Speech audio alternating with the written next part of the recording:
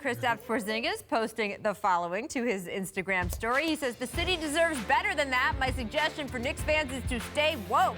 Then on yesterday's Knicks broadcast, they ran a graphic supposedly showing KP's highlights from his time as a Knick, and it included, quote, skipping the exit meeting with the front office after the 2016-17 season, which, I mean, if you are potentially trying to get big free agents this summer, do you really want other players to see you being that snarky to a guy on the way out? My Lord. Petty LaBelle. Here's Porzingis today in his introductory presser.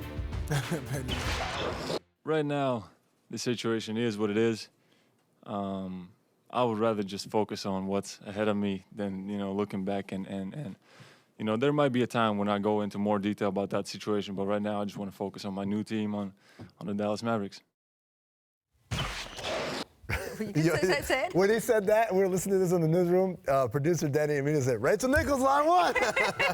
Porzingis, anytime you're ready, she's right here. You want to talk? We're here. I mean, look, I thought Frank Isola had a great way to put it. He was like, the Knicks were looking around for a trade for him for quite a while. They had the framework of the deal with Dallas obviously done the night before. Called him in for a meeting 5 minutes in. We're like, well, you don't really want to play here, right? And he was sort of like, well, I'm not really that committed to what you guys are doing. And like, boom, 45 minutes later, he's out. Frank put it, he goes, mob hits aren't that effective. Like the plastics on the floor as Kristaps goes into the meeting, right? Like Goodfellas style. It's not good. So I'm looking forward to whenever he does want to talk more about his time in New York. We're here. When did it turn sour? When? I just don't get it. Look, it's been sour for a while, but they've had, what, 4 coaches since he's been there? Yeah. They had a whole nother year to work with him and obviously get that extension in front of him this summer.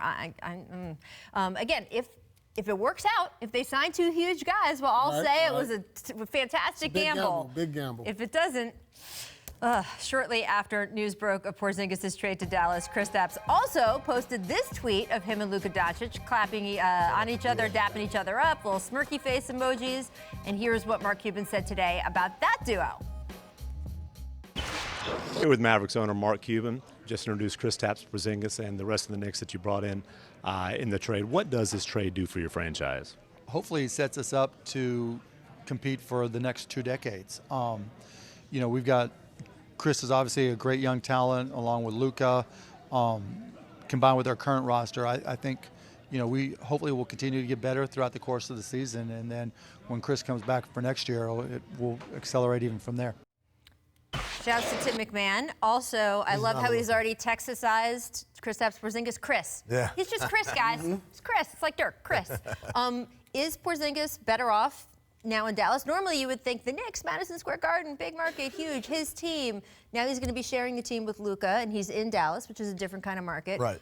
But I think he might be better off. Yeah, here. no, I mean, look, sharing a team, what did we learn from all of this? LeBron going down to Miami, KG and Rayon going to Boston, now Anthony Davis trying to get to LA.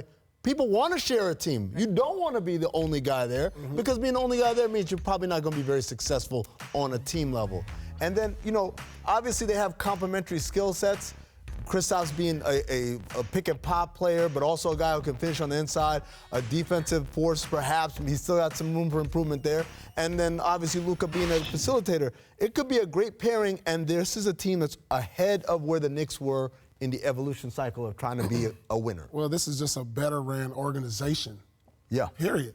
I mean, the success that Dallas has had over the last 20 years, it speaks for itself. So this is definitely a great spot for him. He has Luka Doncic to build around. They're starting to look like a San Antonio Spurs, the franchise built around its international players. Let's say if they get one more of those guys, say like a Greek freak. Yes. Manu Ginobili, Tony Parker, and Tim Duncan, all international guys. But yes, you're certainly right. Having those 3 guys together, and by the way, KP being just with Dirk for the rest of this season, I know Kristaps said he's not going to play the rest of this season, but he does intend to be around the team more than he was intending to be in New York. He loves Dirk. Dirk was his idol growing up. And the idea that he can be with him in practice, that he can be with him to come over to dinner. KP brought up today that both he and Luka are fluent Spanish speakers because they both played in Spain. So they have that in common also. They've got 2 languages they're going back and forth in. feels like the right place if he is healthy, if he can get healthy. That is a big part. It's the red light. It's the part that people aren't talking about We just don't enough. know. Because, that's one of the things I said on Jalen Jacoby on Friday is that was a part of why the Knicks traded him, is because there was a belief that physically his body will not hold up in the next contract. And that could turn from, in an Amari Stoudemire turn, from a guy who's a great performer to a guy who's in street clothes more than he is in a jersey. And that's the big thing that we got to watch out for.